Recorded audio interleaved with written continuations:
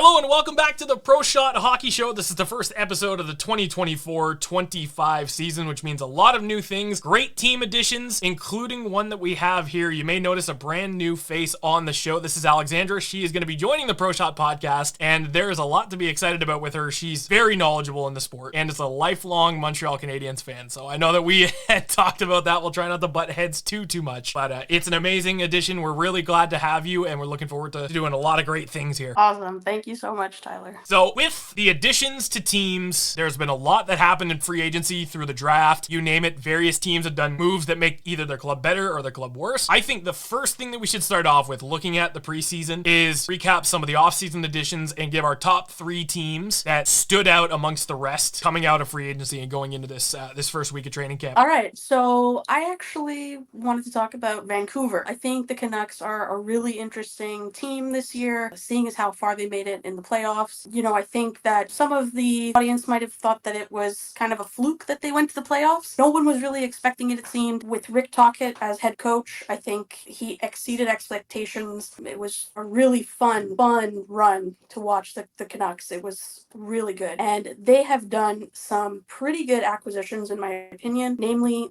Jake DeBrusk. He is a fantastic forward. Of course, he just left the Boston Bruins. He signed a 7-year deal with the Canucks as well. They got Danton Heinen, also from the Bruins. Some other notable names, Daniel Sprong, Vincent Desharnais. So with these additions, I think it's going to be really interesting to see what they're going to do. Now, of course, they've lost some players in Elias Lindholm, Nikita Zadorov, Ian Cole. He was a veteran for them. He's gone. They've lost Casey DeSmith. However, they do have Artur Shilov, who, as we saw in the playoff run, did a fantastic job. So I'm super interested to see how these new additions will fare, especially with Rick Tocchet continuing to lead the team. I'm really excited to see that. And I think so too. And it was funny, I was thinking about this the other day, how Heinen, DeBrusk, they join the Canucks. Lindholm and Zadorov go to the Bruins. It's almost like they swapped players a little bit, and I find that kind of funny. But no, it's, you know what, Vancouver, again, has shown they're one of those teams that is not afraid to go out and spend big money on free agency. And I think this is a great contract for Jake DeBrusk. Personally, I think this is a huge move, the biggest one that he's ever made. And it's going to be a really big one for the fans too, I think. Now, this is a huge contract. It's 7 years. It's going to be hard to bury that cap hit. Let's say that he does start to fall off when he gets a little bit older. But overall, if we're getting the same Jake DeBrusk that we got in Boston production-wise on the penalty kill, on the forecheck, this is going to be a really good contract. And like you said with Artur Shilovs, he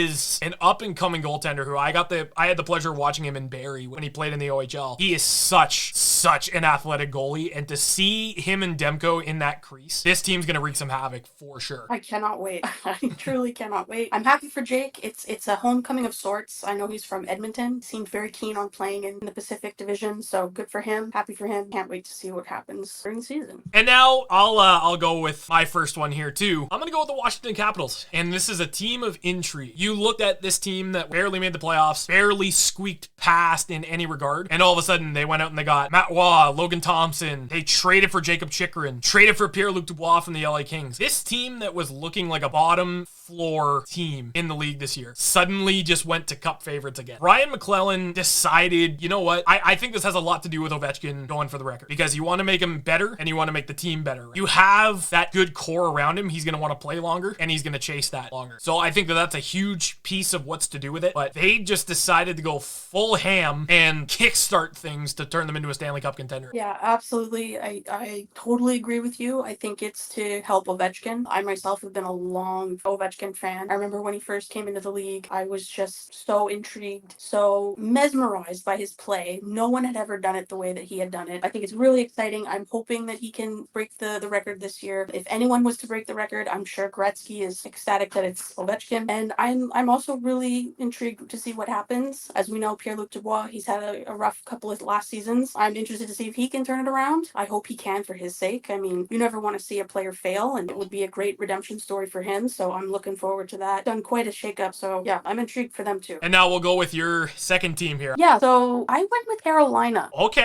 Again, they did really well this year, but there's a lot of changes, right? There's so many things that are going on in Carolina. Don Waddell has gone. He's moved on to Columbus, right? So now they have a new general manager in Eric Tulsky. I'm not too familiar with him. Perhaps you are, Tyler, but I'm not. So I'm curious how that's going to go down. Of course, they still have Rod Brendamore as the coach. They've still got Jordan Stahl coming back. Of course, we know Eric has just retired, but Jordan's still trucking along. Good for him. They lost Jake Gensel, but they did get Shane Gostisbehere, William Carrier, even Sean Walker, Jack Roslovic. So yeah, I'm curious how they're going to do, if these new acquisitions are going to help them. Is it going to hinder them? I mean, they do lose as well Stefan Nason, Brett Pesce, Brady Shea, and Teuvo Teravainen. That's a big name to lose. Of course, Teravainen going back to the Hawks. So again, I'm curious to see. Now they are a smaller market team, right? So perhaps there isn't as much pressure as, say, a bigger market team. Although the Carolina fans, they come in large numbers, of course we know. So hopefully they can get behind them. I'm really curious to see how they're going to do this season. And I agree with you. Eric Tulsky's story, for those of you who don't know, is a pretty interesting one. He's a former hockey writer who he literally went on Twitter and made a joke saying, I would be a great NHL GM. Fast forward to 5 years later, and he's actually their GM, and he's doing pretty good. Like he was an assistant for Carolina for the last couple of seasons and has done a tremendous job in helping shape that contending team. Now, in terms of their losses, they may have lost some big names on the defense, but they have some good prospects coming up as well. And this team, they may have lost Teravainen, but to me, losing him was a bit of a non-factor. And the reason why, I think, is because you look at his track record with the Hurricanes, he was injured a lot. He was out of the lineup a lot. So a guy like Jack Drury, who is a young up-and-coming player, could easily replace that spot. So I think that it's going to be a big subtraction in the sense of their defense is not going to be as strong, but I feel that their offense not necessarily got overhauled, but is a bit of an upgrade from what it was last year. So I'm very intrigued to see what Carolina's going to do as well. My second team I'm going to go with, and this is going to surprise a lot of people because they're just saying, oh, you signed a bunch of nobodies. I'm going to go with the Chicago Blackhawks. They went out and they signed TJ Brody. They signed Teuvo Teravainen. They got some help on the goaltending front. They bolstered their offense. They're in a position to build around Connor Bedard. And I think this is a great opportunity for them to do that. They've established that they want some of those veteran players to come in and show guys like Lucas Reichel, Ethan Del Mastro, even Alex Vlasic, who signed that massive extension last season. That's a huge, huge addition. Do I think that they're going to be a playoff team? Maybe not, but they're definitely not going to be bottom four like they were projected to be. I think that this is a huge step forward for Chicago, absolutely. Yeah, I'm really excited about what Kyle Davidson has been doing for the last couple of years. Of course, winning the lottery, literally, and getting Bedard. But again, as you said, Lucas Reichel, I'm excited for him. We'll see how Teuvo does back in Chicago. One of the other things that I wanted to point out, of course, being a Habs fan, the Blackhawks now have Luke Richardson as their head coach. That's right. I love Luke Richardson.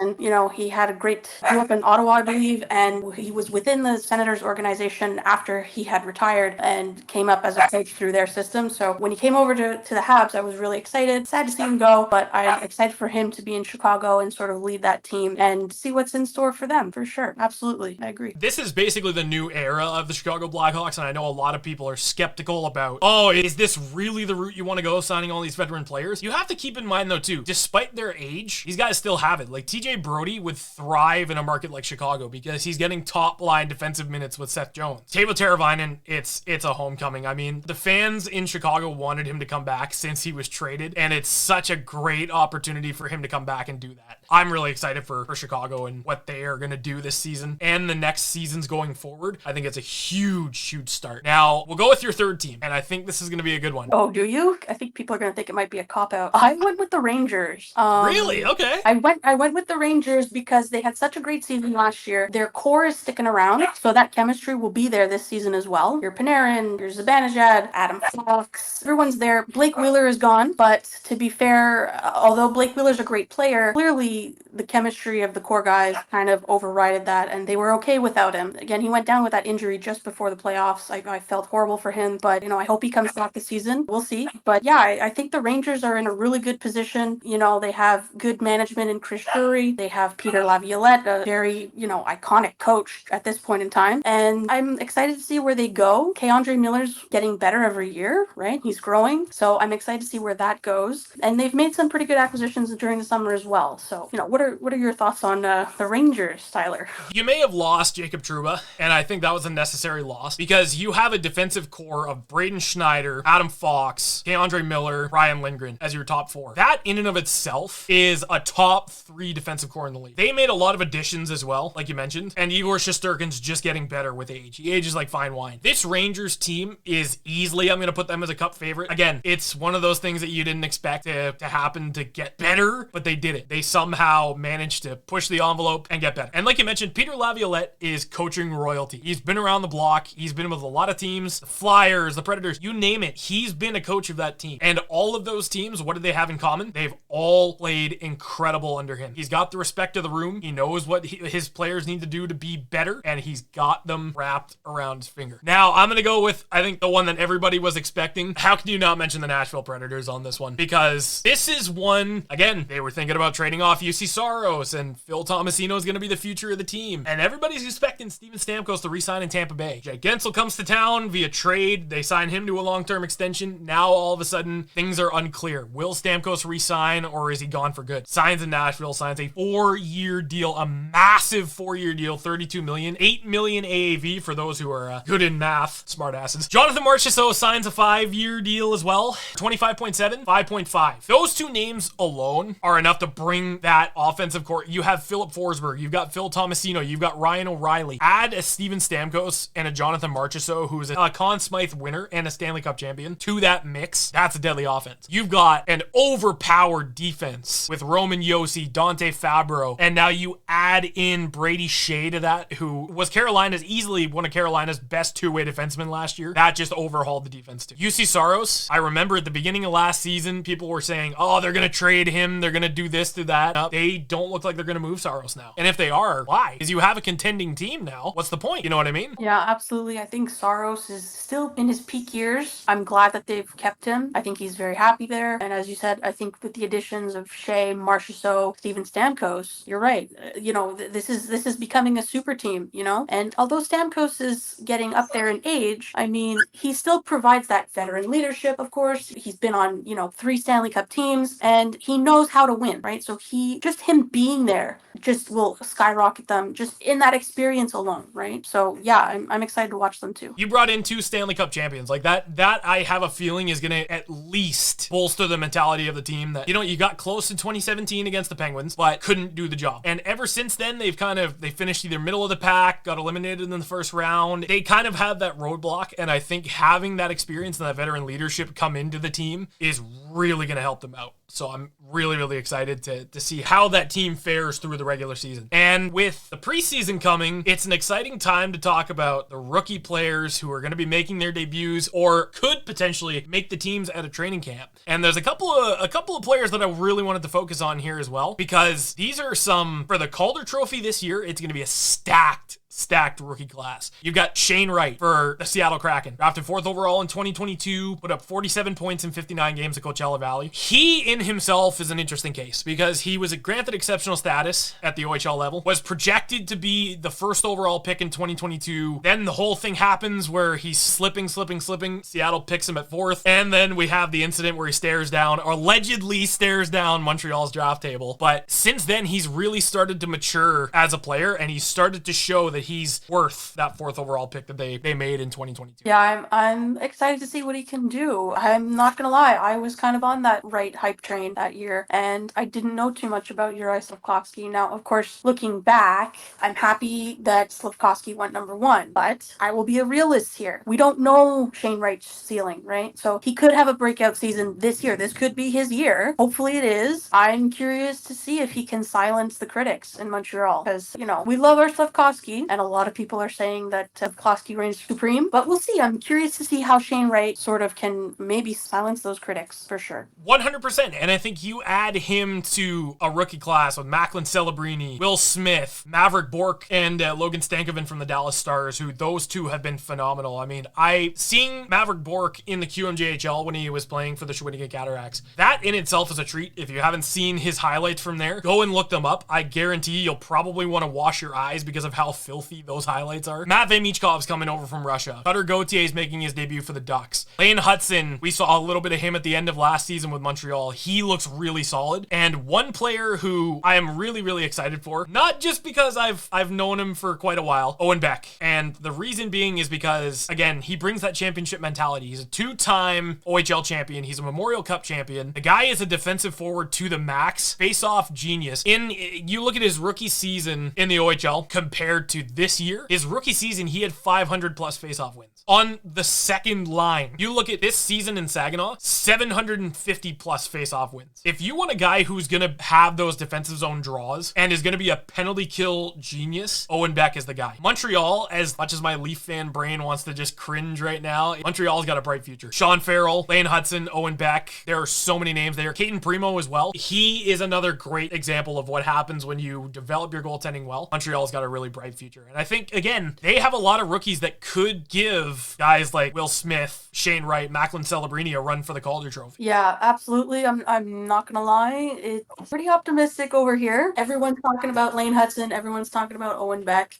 You know, you mentioned those face-offs. I am a big fan of Nick Suzuki. So if He's Nick another one. Suzuki can help, build up Owen Beck, I think that's a pretty good mentor to have for Owen Beck. Nick Suzuki is fantastic. He's great in the circle. He does play on the penalty kill, and he's really good at it. So if there's anyone that can help Owen Beck, I think it is Nick Suzuki, and we're excited for that for sure. 100%. And there's that connection too, right? Nick Suzuki, he played in the OHL, is a former OHL champion, made it to the Memorial Cup. They know each other quite well, actually, not just from development camp, but there was a family connection there. I'm not exactly sure what it was, but I remember someone telling me that there was a family connection there too. But just having, like you said, having that mentor to bring his game to the next level and bring him in as an impact player, especially on a team that's so prestigious like the Montreal Canadiens, this is a golden opportunity. And I think it's going to be one that a lot of people are going to be excited about. Sean Farrell, same thing. I think arguably one of the most exciting prospects that we've seen in the last couple of years. And the fact that he's finding his footing and he's doing a lot for this roster already in the little bit that we've seen from him so far, there's so much to get excited for. So much. And you got guys like Cole Caulfield too who are gonna help bring these guys into their own. I love Cole Caulfield. Absolutely. Him and Suzuki, they're my two favorites right now. But yeah, I'm really excited to see where this Habs team goes. There's so much potential. So I'm looking forward to hopefully a good season.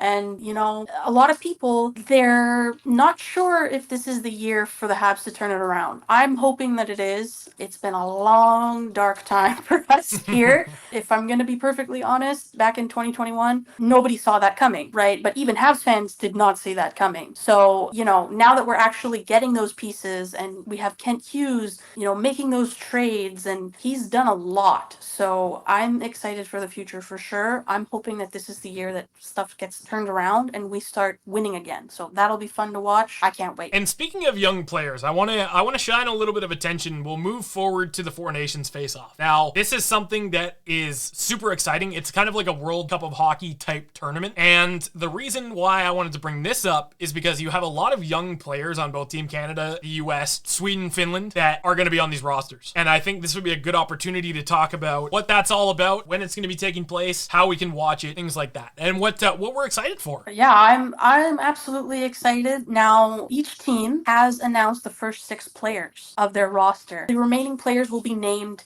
at the end of November, early December. So it's going to be a couple more months before we know the full rosters, and players are definitely going to be battling for spots on each of those teams. Something that I thought was interesting was the US is the only team that has named a player under 25, and that's Quinn Hughes, who's 24, but he's the youngest of all the teams in the tournament. He's the youngest player so far that has been named. The oldest is, of course, Sidney Crosby, who just turned 37 a couple of weeks ago. Sid the Kid, not slowing down just yet. So it's good pick that he was on that he's going to be on Team Canada. Of course, there's so many other players that can be named. And again, another interesting tidbit is that there's only one goalie named so far, and it is UC Saros, who we were talking about earlier. So the tournament's going to take place February 12th to 20th. The Super Bowl is February 9th, so it's not going to interfere with the Super Bowl. There will be 7 games. It will be a round robin. Games 1 through 4 will be played in Montreal at the Bell Center, and the last 3 games, including the championship, will be played at the Garden in Boston. So I'm excited. I'm going to try to get tickets. Don't know if I'll be successful, but I will try. And this event, it's going to replace the All-Star game. And then as we know, next year it's going to be the Olympics. So the All-Star game, it's going to take a couple years hiatus, but this is definitely a tournament that's noteworthy and exciting. Something new, something brand new, right? It's something that we haven't seen before in this magnitude. And it's something that I think a lot of people are going to get excited for. I know that personally, any time that you can rep the Maple Leaf, I get excited. Whether it's the World Juniors, World Championships, the Olympics, I'm tuning in 10 times out of 10. So I'm 1000% going to be watching the tournament. And more specifically, I'm really excited for the round robin game on February 15th, the US versus Canada. Those are always high intensity games. Or if you're going like a Sweden-Finland type, like it's those rivalry games that make it so much more intense. And that's something that I'm looking forward to. The All-Star game, it was fun, but I feel like this year it was really gimmicky, and it was so obvious that, hey, it's held in Toronto, Team Matthews is going to win. Yeah, definitely. I felt that too. Just didn't have that spark anymore. So I'm glad this is something new that the fans can enjoy. As you said, that Team Canada versus Team USA, that's going to be a lot of fun because it's going to be McDavid versus Matthews, right? So I'm excited for that too, for sure. 1000%. And that's, again, it's even more special too because you're holding the tournament in two original six cities, right? Montreal and Boston. And those are two cities historically that have had a lot of championship history. Could you imagine a Canada-US final in Boston at TD Garden? That would be something else. I'm thinking equivalent obviously would be like Habs Bruins in Game 7 of the Stanley Cup final, right? Like it's going to be outrageous. The roof is going to be blown off the place for sure. One can only hope, right? I hope for it. I hope that we have that matchup. But yeah, I can see it. It would be absolutely incredible. And you know, it's really too bad that during that time, Sportsnet is not going to have one of our best insiders, best sports media personalities, and I'm talking about Jeff Merrick. Now, I want to shift gears a little bit into that. So a couple of weeks ago, you may have heard some news that Jeff Merrick was no longer going to be working for Sportsnet. Rogers Sportsnet let him go. It was,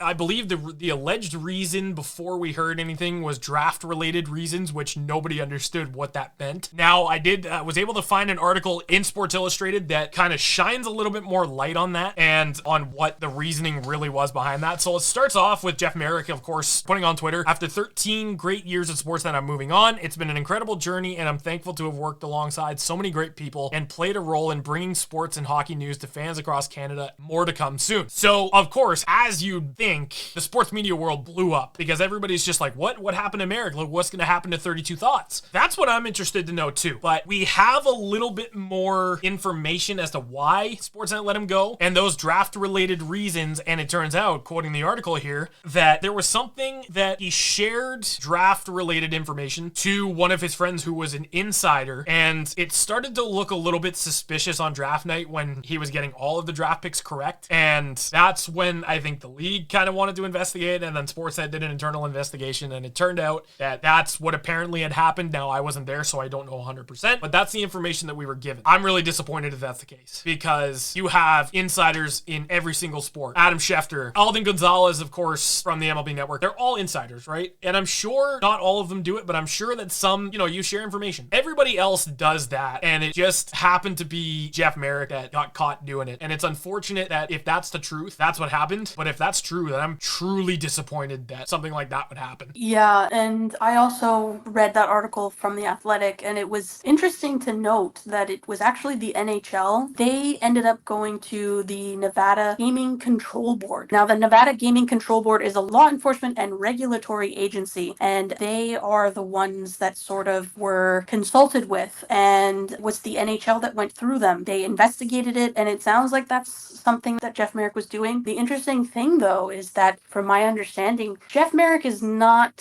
someone who likes the idea of gambling in sports, which many of us share. I myself share the same view. So I find that very interesting that, this kind of is in that atmosphere of gambling. It's unfortunate. It's very unfortunate. And the thing that I find interesting as well is even though it probably wasn't for gambling related reasons, you have that information in front of you. You're working on the panel. You're not supposed to share that out. Question is, why would you? You have an amazing job. You're working your dream job doing what you love to do. And just one little mistake like that, it throws it all away. So my question is, why do that? You know what I mean? Yeah, from what I understand, as you said, it's kind of commonplace. If you're in media, you know these things, you hear these things. Obviously, I don't know the relationship between Jeff Merrick and the other person person involved kind of just sounds like it was a buddy telling his friend on the down low, and unfortunately this person went and published these things through X. Yeah, again, it's unfortunate because Jeff Merrick is such a beloved television figure, and with his podcast and even Elliot Friedman, the rapport that that the two had together, I don't know if that can be replicated. So we'll see the future of the 32 Thoughts podcast. Of course, it will continue on. It's just obviously going to have to be a little bit tweaked now that Jeff Merrick is gone. But yeah, I can't think of another word to say than unfortunate. So I'll leave it at that. And I guess we'll see. I mean, this is still, nothing is set in stone basically for what Jeff has next. But I know he's a hero of mine. One of the reasons why I wanted to get into broadcasting when I was younger, and one of the reasons why, again, I pursued that. So the fact that he is going to go on and do some bigger and better things, we'll see what those things are going to be. But if I'm a rival network, scoop him up before it's too late, because he's going to go somewhere and he's going to carry that network like he did with Sportsnet. Again, he's such a brilliant mind, and the amount of information that he brings and the amount of personality that he brings, it's almost impossible to not put him on another show. Speaking of another show, and sticking on the topic of Roger Sportsnet, Monday Night Hockey is no longer going to be a part of Sportsnet. Amazon has bought the exclusive streaming rights to Monday Night Hockey. We'll talk about a little bit about what that's going to mean, how you're going to be able to watch, and overall, is this going to grow the game or is it going to take away from it a little bit? So we'll get into that a little bit now. Yeah, so for the next 2 seasons, Amazon Prime will be taking over Monday Night Hockey, and it will be called Prime Monday Night Hockey. There's no word of TV personalities yet, so maybe Jeff Merrick makes a move to Amazon. We don't know. That would be interesting for sure. Not only are they going to have Prime Monday Night Hockey, there's also going to be a show on Thursday nights. It's not going to be a game streamed live on the Thursday night show. It's going to be kind of like NHL on the Fly, even added the NHL Network. And so they're going to do live look-ins into certain games. There's going to be analysis. There's going to be interviews. They're going to talk, they're going to talk stats. They're going to talk what's going on in the league at that moment in time. So that's going to be interesting as well. I'm curious to see who they're going to get as their on-air personalities. There's some great people who are doing that for other networks. I'm thinking Paul Bissonnette, PK with ESPN, my personal favorite, Charles Barkley with NBA on TNT.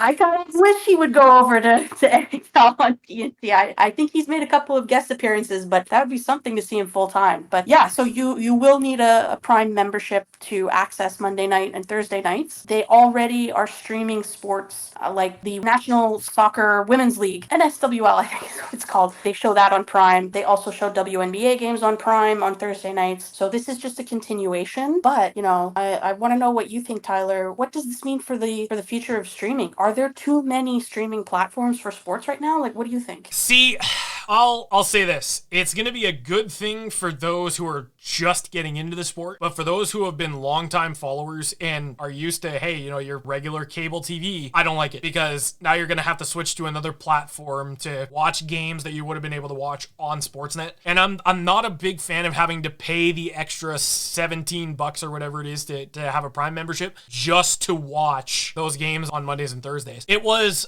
I don't know if you remember NHL Center Ice. Back with, you had the old cable TV back then, and you would pay for the NHL Center Ice package, and you'd get every single game basically for the entire year. This, you would have to pay for Amazon Prime, you would have to pay for Sportsnet Plus, TSN. It's too spread out over too many networks, I feel. But if you're getting into the game and you're really not sure how to start, this is a good starting place. And if there's one thing that I know about Amazon, it's the fact that they're very analytically driven. It's proven in their day-to-day operations, whether it be selling things, whether it be any sort of gaming on there as well. And I think that they are going to bring in an advanced stats crew through those NHL games and through those talk shows. And I think that that's another thing. If you're interested in the advanced stats, then it might be a thing for you as well. I know that I'm a big stats nerd myself, so I kind of like that aspect. But again, I just feel like it's too spread out. Like TSN and Sportsnet, I like the fact that TSN is carrying the junior games because I'm a big fan of junior hockey as well. I like the fact that they're starting to do that now. The Memorial Cup goes over to Sportsnet. To me, it just doesn't make sense to do that. Keep it on one network where people can watch, and I know you want to try and share those broadcasting rights and those streaming rights, but it's starting to be too much. Yeah, I definitely agree. Even Raptors games, it's split between the two. Now, to be fair, that's because Rogers and Bell share ownership of MLSE, so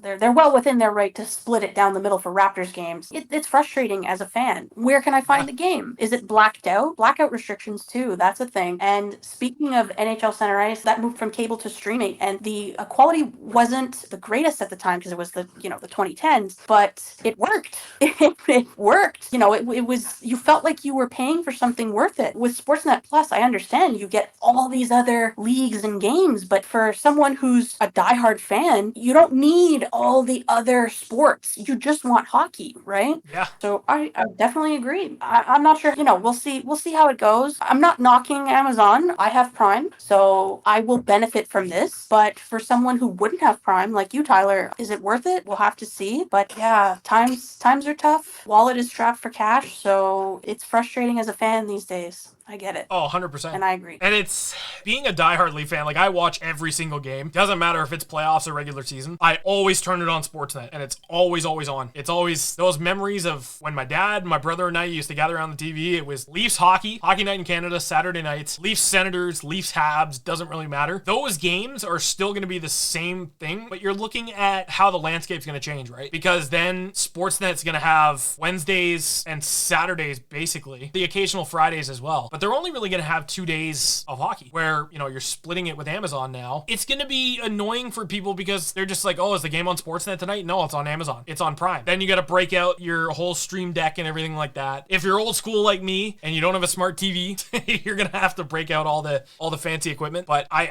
don't know.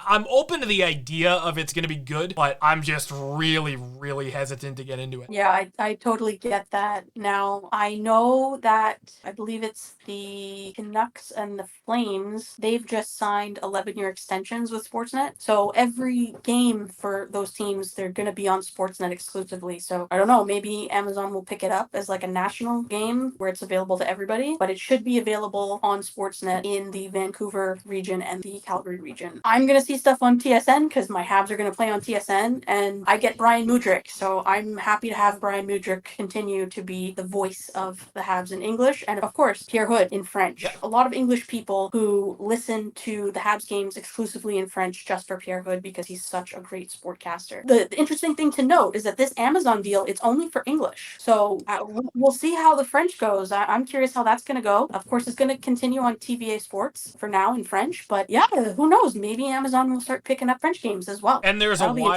wide possibility as to what could happen and what is the future of streaming, whether it's on television, on cable TV, or if it's on a streaming service like Amazon. And seeming as how Amazon acquired streaming rights from Sportsnet, it's not the only hockey asset this year that has changed hands. And if you know what I'm about to say, yes, they changed the name to Caps Friendly. I shit you not. Cap Friendly has also been sold and privatized. Instead of being a public domain, the Washington Capitals bought out the entire site and have now privatized it so that it's their own asset now. Yeah, from what I understand, it was actually the league that wanted a team to purchase it. Because, again, from what I understand, the Capitals are not necessarily going to use the information. I might be wrong on that, but that seems to be what was reported. Yeah, they paid for it, but they're not going to use the information going forward. Now, the funny thing is, every team was using this website. So, it sounded like the NHL didn't like that. I'm not sure if the NHL is going to push their stats page, NHL Edge. I don't know if that's sort of going to replace it. Maybe it will, but it's definitely interesting information to have. It's fun information to have. I'm sad to see it go. There are a couple copycats. I don't know if you want to talk about the copycats, Tyler, but there are a couple of other options. I know Puckpedia just launched their version of Armchair GM, which it was a fan favorite mode on Cap Friendly. They've obviously got their cap calculator. They have basically, I'd say, an upgraded version of Cap Friendly. There was another one as well that I just actually saw this morning. I'll find the name of it. But overall, if I'm being honest with you, I think it was a bit of a kick to the teeth to the fans. I mean, we get it that the league was not happy, but you're taking away from the fans who, if you want to keep track of any sort of stats or your team's salary cap usage, make mock trades or anything like that, that was one of the only tools before these sites launched that you could do that with. And I used Cap Friendly quite a bit to do mock trades and things like that. So when I found that out, I was just like, really? You're doing this for what reason? And I was upset. Like, I'm not even gonna lie. was upset. There's nothing you can do to really bring back Cap Friendly except for use the other sites now. The other one that I was talking about was Cap Wages, and it's literally, you go to their website, it's almost a copy paste of Cap Friendly. They've got the same layout, same transactions, same tools. Like it's almost completely a copycat. I'm grateful for that because at least we can now go back to that we had before. Yeah, I was disappointed too. I didn't use Armchair GM, but I definitely was looking, who's coming off the books this year, who else is going to be in free agency, maybe what could be potential trades. I guess I kind of was using Armchair GM, but not officially using Armchair GM. So yeah, I definitely was disappointed as well. I know a lot of fans were disappointed. So I'm gonna check out Cap Wages, because if you say it's a copycat, then I'm gonna go check it right after we're done with this. So like, it's scary how much alike they are. It's like you copied Cap Friendly, changed a couple of little things here and there, and boom, there you go. Call it Cap Wages. Better. And you know what? Being the curious guy that I am, I decided to go back to Cap Friendly when they closed off the website. And the first thing that I noticed up in the top corner, it's the Capitals logo, and they've now called it Caps Friendly. And I found that kind of funny because I'm just like, yeah, it actually kind of makes sense, but it's at the same time you're just like, oh, you dirtbags. You bought it to change the name, didn't you? It was Cap Friendly. It's come and gone. There are other alternatives out there now, so it's not completely the end of an era, but this is a problem because if the NHL wants to start privatizing websites like that, it's really going to take away from the fans. Like, it's almost like they don't want salary cap information out there, which I think is complete garbage. Because if you're trying to follow the sport, or if you're a broadcaster who's up and coming and you don't have access to that information via a network, you're going to have to kind of do your own research. And if by taking that away, that's not really going to help anybody. Yeah, I find it very bizarre. I mean, just look at MLB, look at NBA. That information is accessible to the fans, especially with MLB and how, it's such a massive fan base for the MLB, and we know that they love their stats, and so having that information definitely helps, right? So I found it very bizarre that the NHL would kind of step in and privatize that information, and yeah, it's a major drawback for the league, in my opinion. Hopefully Puckpedia and Cap Wages will sort of carry the torch, if you will, and hopefully we'll keep that information accessible for everybody. And I guess we'll see in due time, right? There's so much potential for both those websites, and I remember when Cap Friendly was actually the first website that I found out when Austin Matthews signed his big extension in Toronto last year. And tying into that, we'll talk a little bit about that as well. So if you didn't see the press conference, Austin Matthews was named captain of the Toronto Maple Leafs. Now, people have been speculating all week that, Tavares was stripped and this and that and that. That's not the case. We heard from the press conference, if you didn't happen to watch it, you can watch it down below. I'll link the link to it. From what it sounds like is they had some internal discussions after the Leafs lost to Boston in the first round, and Brad Treliving started to really consider maybe we shake things up a little. Not necessarily via a trade or by a huge signing, which they did do. They did make a couple of really, really big signings, but they decided to change their leadership up a little. And apparently Tavares was all on board for it. He said that there's no better qualified guy than Austin Matthews. And I found that really interesting because a couple of years ago, and everybody knows the incident that happened, you wouldn't have agreed, but he's matured so much as a player, as a person, as a leader. I think this is a huge, huge moment for the Leafs. And again, it was almost like a coronation of sorts, because when you were watching that, they had this whole big thing that, this is a huge announcement for the club. This is a big thing, and we're going to make a big deal out of it. A big deal they did make, because they had Mitch Marner in attendance, Morgan Riley was in attendance. Of course, they had the families, the Tavares family and the Matthews family. Everybody was there. I was surprised when I heard, I was surprised, but I wasn't surprised. I mean, everybody knows that the Toronto Maple Leafs and Austin Matthews, that's the big partnership. We all know that. But given that Tavares still has a year on his contract, I would have thought that they would have, out of respect for him, that they would have let him maintain the captaincy until next season. That was not the case. As you said, John willingly had those conversations with Austin and said that, yeah, I think it's time to move on. And I have a lot of respect for him to do that. Good for him. And Brad Treliving he was very clear that John will remain part of the leadership group in Toronto. So at least, John Tavares is not going away. He'll still be there, and he'll be helping Matthews along the way. That too is something that I think is fantastic. 100%. And I think a huge part of that too is when we heard Austin talk about the impact that John's had as captain of the Leafs, he said that he had the utmost respect for him, and he was one of the players that he looked up to, right? And when he was offered the C, he got really emotional about it and said that it's like, are you sure that you want to do this? And Tavares then responded, yeah, like you're a born leader. And I feel like in a way, Tavares kind of did all he could with this group as a captain, and he needs someone to take that next step to kind of motivate them. Because again, as much respect as I have for Johnny T, he wasn't a media guy, wasn't overly loud in the locker room, and from the sounds of it, Matthews was kind of that voice holding people accountable and telling everyone, hey, be better, do better. And that's exactly what you need. You need a vocal presence. You need somebody who leads by example. And Matthews, whether you can say what you want about him in the media, he conquers Toronto media better than 90% of athletes that are in this city right now, because it's a cutthroat place. And I think it's the same anywhere you go in the original six. Yeah, absolutely. You look at players like Austin Matthews, the ones that are coming up now, and there is a difference in personality. A lot of them seem to be, straying from that sort of mentality that there was before, where it was just very serious. I find that Austin Matthews, he has a personality. He's cool, calm, and collected. He likes to have fun, but he also can lead a room. So, again, everybody knows that this was going to happen at some point. Something that's interesting to note is he's the third captain of Latin American descent. That's right. So that's interesting as well. The first was Bill Guerin, who is Nicaraguan. I did not know that. I just found that out doing some research for this. Yeah, Bill Guerin, and then of course Max Pacioretty for the Habs. Yeah, I was just about to say that as well.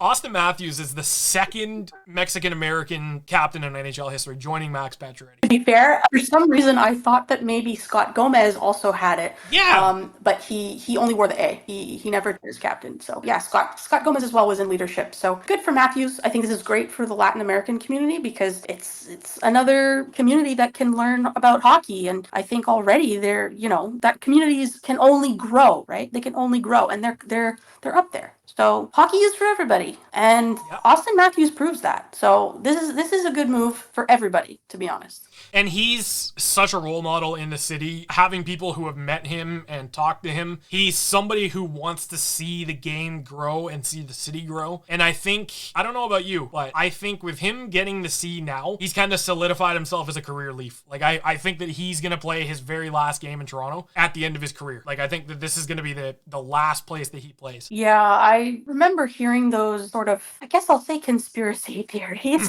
but it seemed like a lot of Leaf fans thought that he was going to abandon Toronto. I'm not a Leaf fan, so this is an outsider perspective, but I never got that. It seemed very clear to me that Austin Matthews was always all in on Toronto. He liked it. He liked being in a big market. He liked being that guy. So yeah, I agree. I think he's going to remain a Leaf for the duration of his career, unless, I don't know, something crazy happens.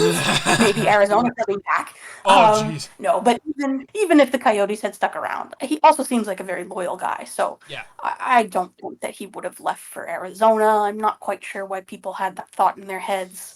And yeah, here's to Austin Matthews and being a Leaf. And I have a feeling it's to do with, and see, it's different when you're not a Leafs fan, because you got to know some of the players who decided to jump ship and say, hey, I want out. Dion Phaneuf, Phil Kessel got traded, Thomas Caberlet walked, Matt Sundin walked when we didn't re-sign him. Like, that's the fear that Leaf fans have, is that like, oh, this player's not going to stick around because he's a good player and this is a tough market to play in. But Matthews doesn't have that. Like, I knew from the beginning that he was going to stay, and I think this further solidifies it. So when it's all said and done, he's going to be the greatest Maple Leaf of all time. He's going to pass Sundin in goals. He's going to pass Sundin in points. He's already got a C on his jersey. He's a natural born leader. You're looking at the greatest Maple Leaf of all time in this era, and potentially a top 5 player of all time when it's all said and done. So I think this is a huge, huge moment. Super happy for Austin and his family. Super happy for all of us Leaf fans, and super happy for the league, because this is another huge step in helping grow the game as well. So, and with that said, I think there's so much to look forward to. When the season starts, starts in a couple of weeks. Training camp's going to open up. Preseason's coming, and I know Montreal, Toronto are facing off, so that's going to be a fun game to watch for sure. It always is. But there's so much to look forward, not just in the NHL, but on the junior front and things internationally as well. But until then, we're going to keep you updated. There's going to be a lot of content over the next couple of weeks with training camp coming, and there's going to be so much more to discuss. Keep tuned to our Instagram, Twitter, any sort of socials that you can find. Just make sure that you're following along because you're not going to want to miss what comes next. On behalf of Alexandra and myself, thank you very much for tuning into this episode of the Proshot Hockey Show, and we'll see you in the next one.